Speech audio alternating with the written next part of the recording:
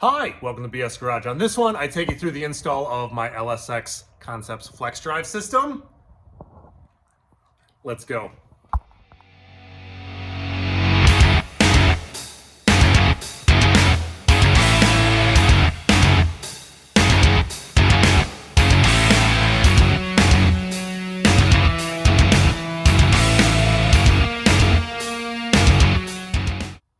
Let's get going on the new accessory drive system for the front of the LSA. I've got LSX Concepts flex drive system that's going to be going on here. Basically Corvette spacing. I'm changing up everything.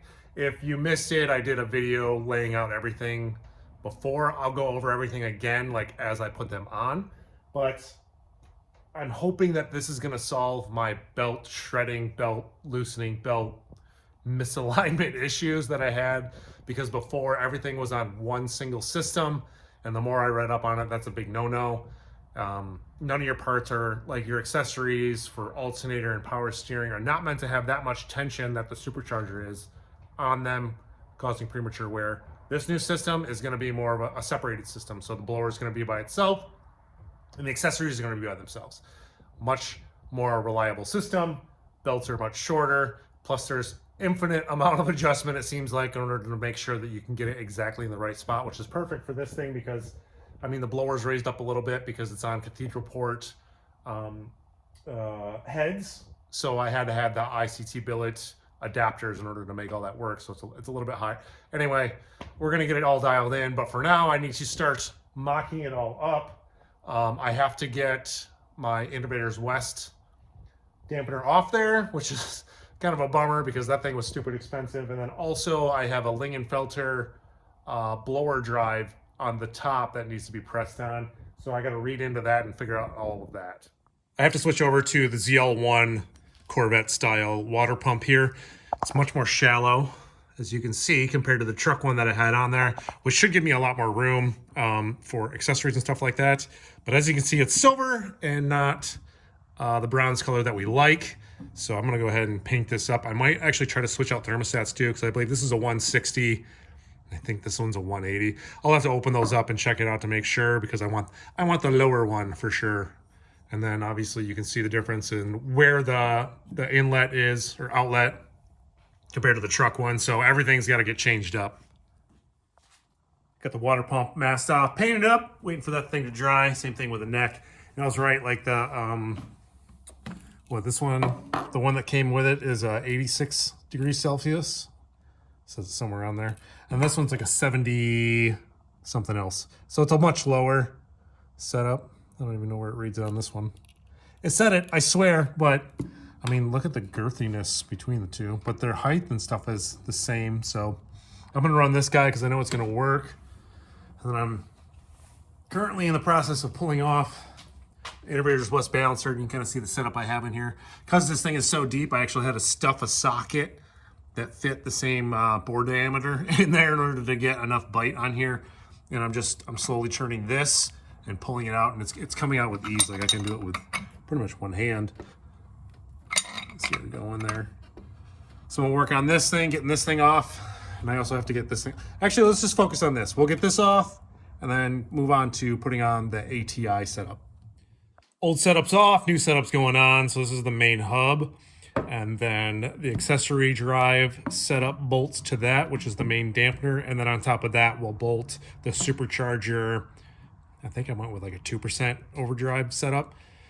But this is keywayed, which is nice because my crank is keywayed because it's an aftermarket forged piece. So that's going to be nice for the Supercharger. If you don't have that, you have to do like a pinned setup. And then it doesn't come with a bolt or anything like that.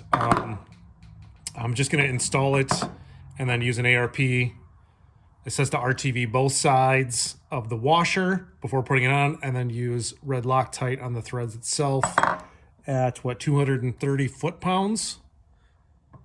Yep. So that's going to cause a hernia and be fun to put on. So let's do that in a minute. All right, I got high temp silicone on both sides of the washer. I don't know why they want you to do that. That's the first time I've ever heard of that. I guess that makes sense because the factory bolts actually have like some kind of weird gasket. Anyway, it's got to go to 230 foot-pounds of torque. Mine does not go that high. So we're just gonna go all the way, and a little extra oomph at the end should get us there. I took the starter out and I bought one of those relatively inexpensive like flywheel stops that you bolt up into in order to keep the engine from rotating as you do it. Oh, how high does this even go? Well, that's Newton. We don't want Newton. 150. Okay. So 150 plus an oomph is what we're going for. This will be interesting. Oh, I can just see this slipping and then I'm going to lose a hand.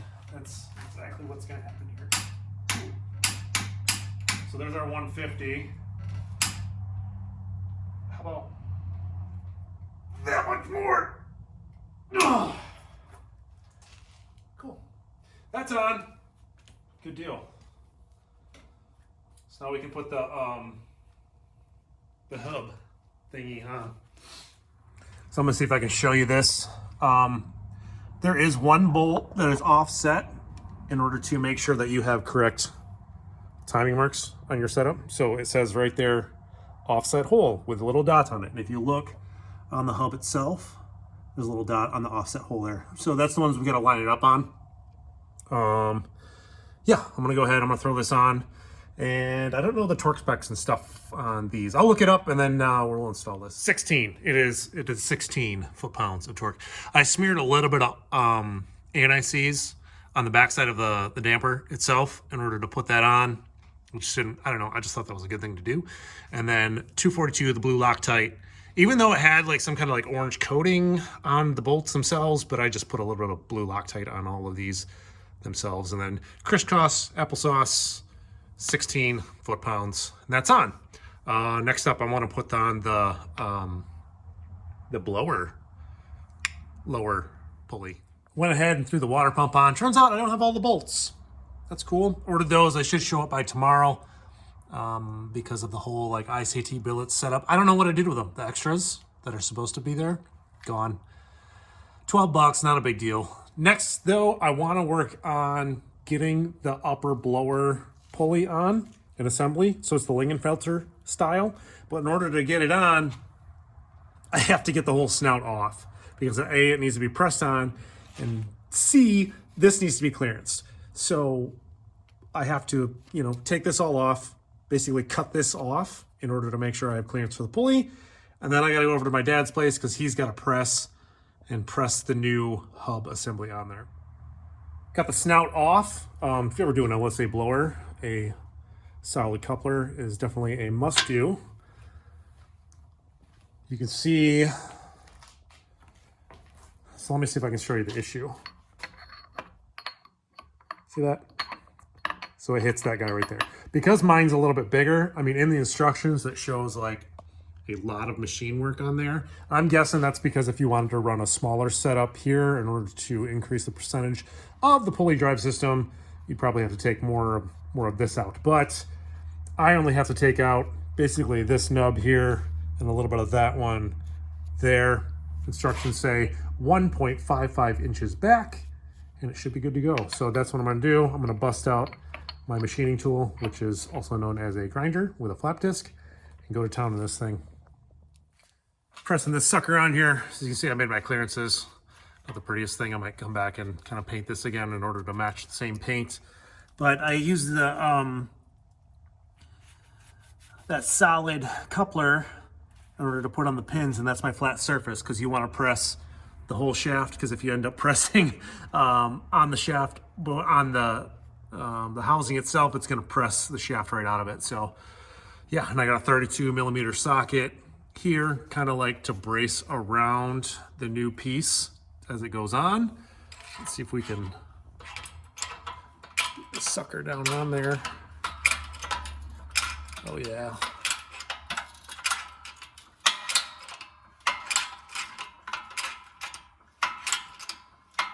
Sweet. Going on like butter. There we go. Fully pressed on. Straightforward. I can go home, put this all back together. Back at home base, They got that shaved part all painted up. Hub looking nice. I first kind of set it on there and then with the pulley on there to make sure everything lined up and was correct, and it is. So that's awesome.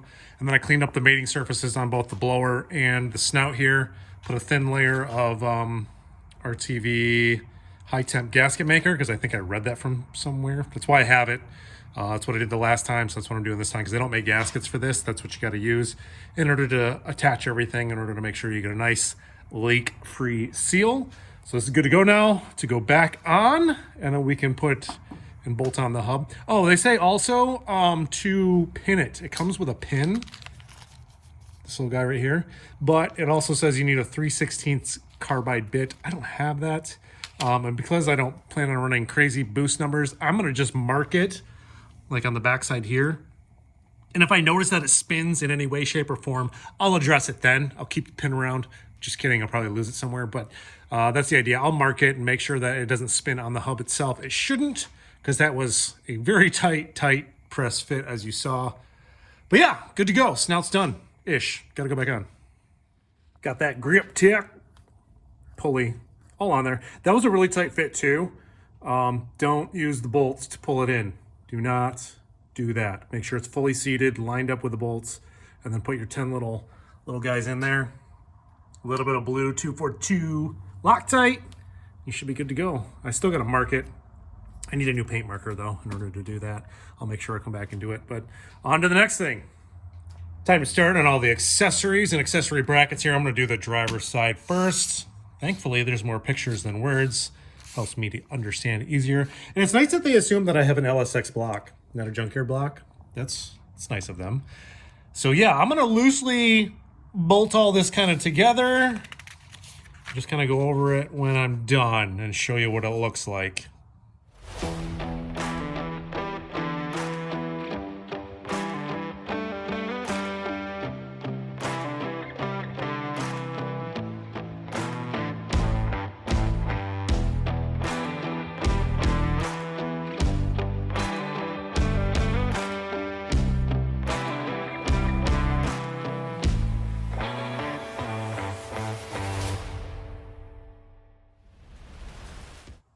Fairly straightforward. I spent more time looking for the correct socket sizes in order to put it all together. It's just loosely fitted right now because obviously I just want to mock it up to make sure I didn't have any issues, and of course I have issues. So where the alternator sits, it's hitting on my coil pack holder bracket thingy here from ICT Billets. I can easily, I don't know if you guys can see this in here, it's kind of dark, sorry. I can cut the bottom section of this off because that's what it's hitting on. And I could probably drill and tap a new hole as long as it doesn't interfere with that, which it shouldn't. With the coil, maybe raise it up a little bit, make another bracket that comes across here. Or I'll just get all new like valve covers or something in order to relocate the coils themselves. I don't know. I'm thinking on this one on what to do. Obviously, I just got to make some modifications in order to make that work for now. Then maybe come up with a cleaner solution later. Here's my, for now, solution. So this is the bracket that held the coils. This little tab right here was hitting on the alternator, so I chopped that off, rounded that off, and then I drilled a new hole right here for the coil to go in because it used to go here, so now it won't interfere with the alternator as well. It's just bolted up. Got some Loctite on this one, and it's one of those double bolts that come with the stock valve covers. Double bolts, double threads with a bolt. I don't know what I'm trying to say, but this is what works for me for now. So that's what I'm going to use. But this should be good to go now. I'm going to bolt this all back together, put it back on the car.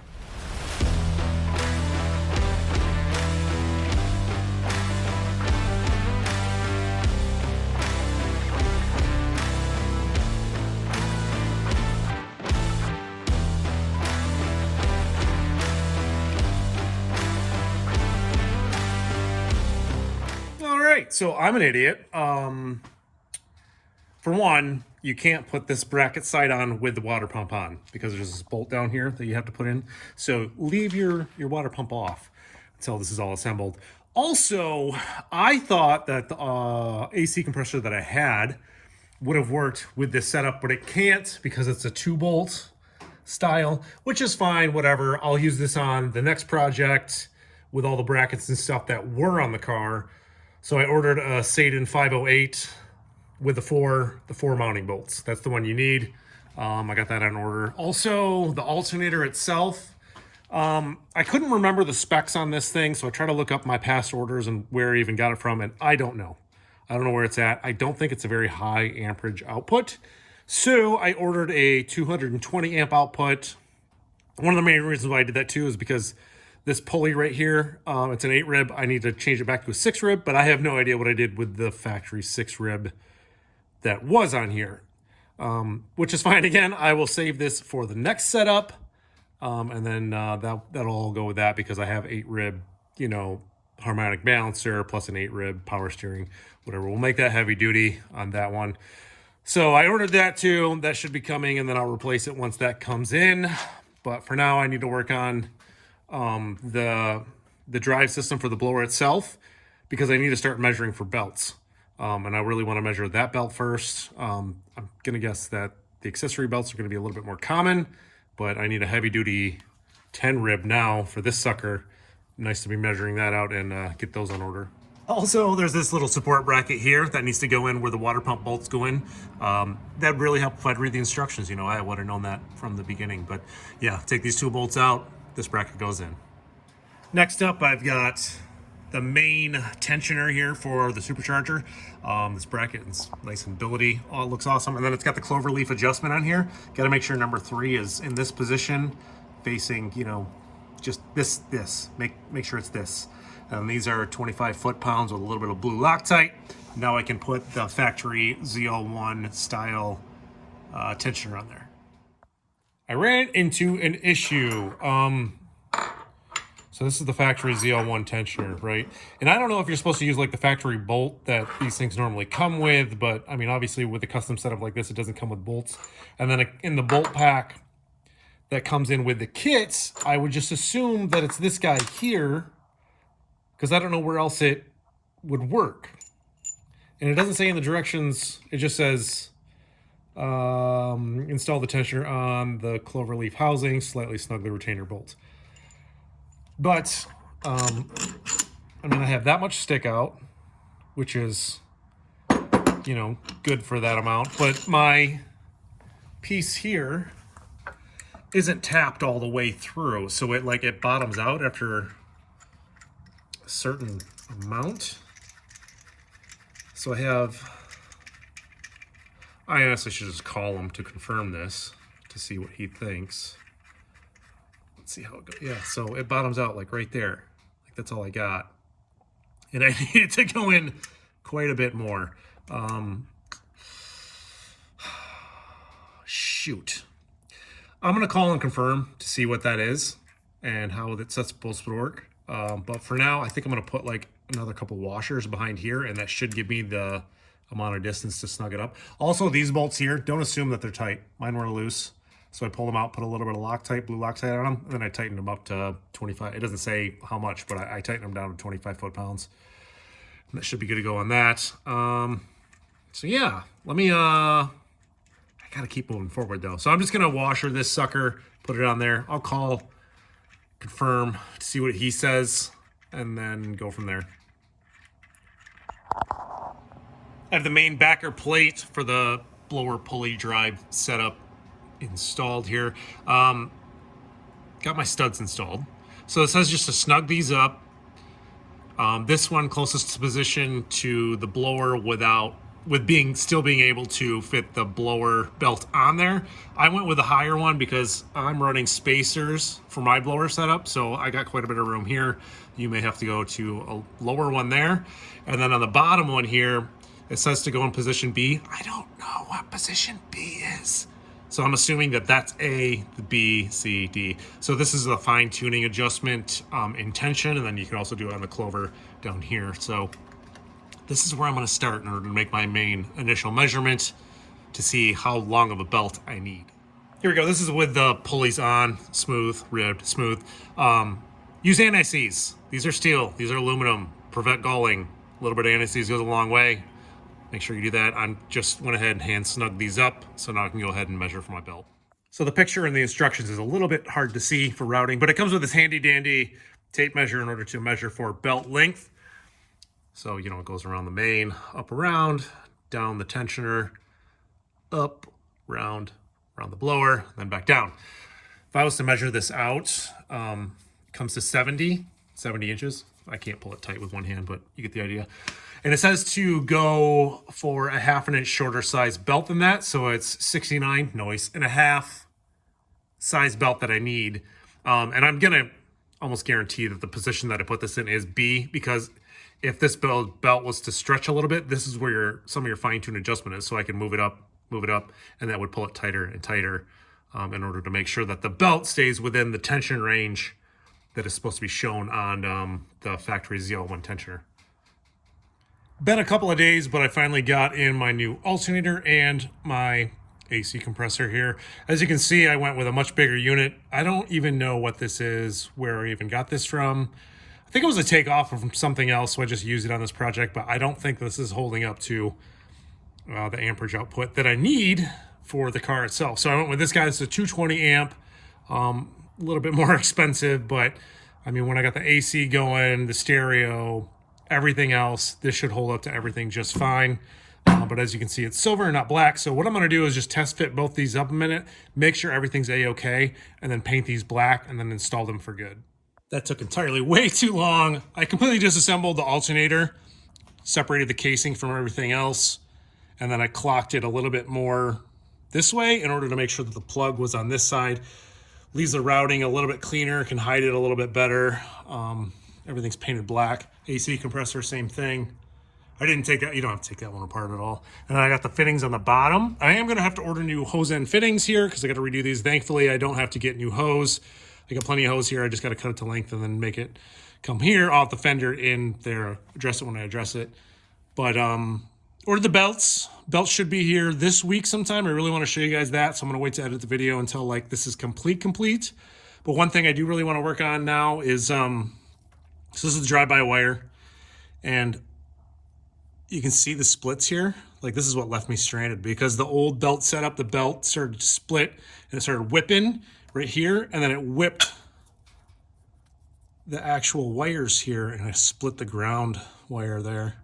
Thankfully, I have these ends here, so I'm just gonna cut this a little bit shorter because I got a little bit more slack in here to play with, and then rewire, repin them, and then put them back.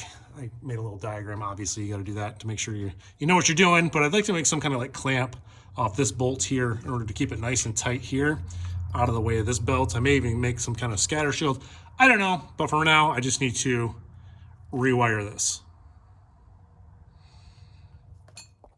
Got that knocked out, so repinned, new heat shrink, all that jazz. It's got plenty of clearance now here for the belt because the belt shoots right down that way.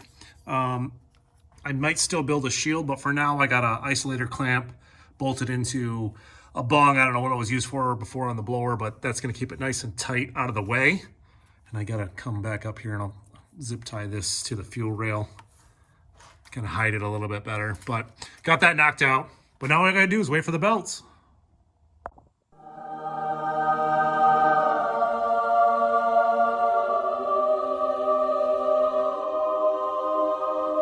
So it's honestly been a little bit over a week for me to get this thing. I ordered it, it said 2-day shipping on Amazon, but it was not. It must have got lost in the mail or something. I don't know. But this is the belt that I'm hoping that is really gonna work. It's a little bit larger than what I measured out, but I'm thinking with the adjustment points down there, we'll be able to dial this thing in. And I can't remember where we left off because I got the main serpentine belt in already. And if you're using this exact same setup, this is the belt you need. So I went with a K060970 from Gates. Got it on Amazon. I think it was like 25 bucks or something like that. But if you're using the 220 amp alternator on that 1-bolt hole with this exact water pump, with the smaller pulley, with that exact AC condenser, compressor, then that belt will work.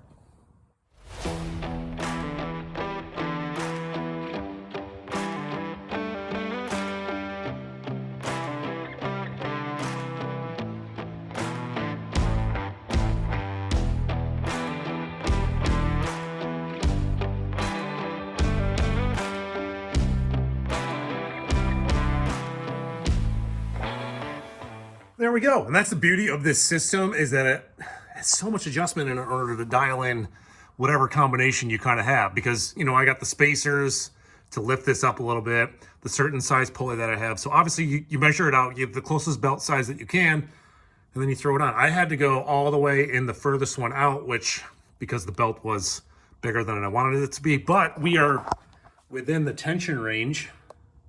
I don't know if you can see that or not. It's on the tighter side of the notches because that's where you want it to be. It's like notch there, notch there. You get what I'm saying. So that worked out nice. And yeah, that's a wrap. Like that's pretty much it besides the power steering lines, but we'll work on that later because this all has to go away. But what a sweet setup. And there we have it. Complete LSX Concepts flex drive system for the LSA blower on your custom setup with adjustability. I am so excited about it because this is going to be great reliability for road tripping and stuff like that. I love the fact that now the belts are on dual systems. It is now a 10 rib system for the blower drive itself, and all the accessories are on their own. So it's just so much more of a peace of mind, and it's expensive. It is expensive, but in my opinion, it's well worth it. Because what did I just do? I just went through and I built my car trying to get it not cheap, but inexpensively done. And all it did was cause me headaches. So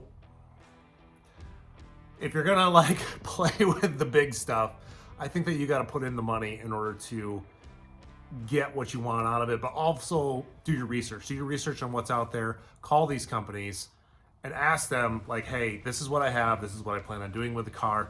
What do you recommend? And you know, this is what I landed on, and I like it. I'll be like, obviously we got to road test it and make sure everything's okay. But I mean, how could it fail? I couldn't say like how could it fail, but I can't see anything that could go wrong. You know, I'm really excited to say the least. So we're gonna put a lot of miles on this car this summer, and definitely keep you up to date on how this LSX